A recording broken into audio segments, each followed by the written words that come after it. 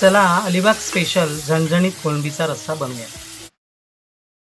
ताजी कोलंबी, आलं लसूण, घरगुती मसाला, मीठ, कोथिंबीर मिरची, हळद हिंग, चिंचेचा कूट, गरम मसाला. तेल छान तापून घेऊया. आलं लसूण, त्यानंतर हळद, हिंग, घरगुती मसाला, गरम मसाला,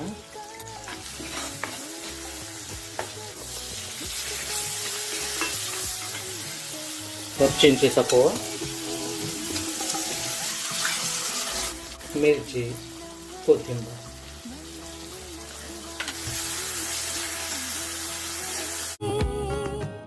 एक ग्लास पाणी ओतला. 10 मिनिटांनी आपला रस्सा तयार होईल. चवीपुरतं मीठ टाकूया. एका भांड्यात काढून घेऊ.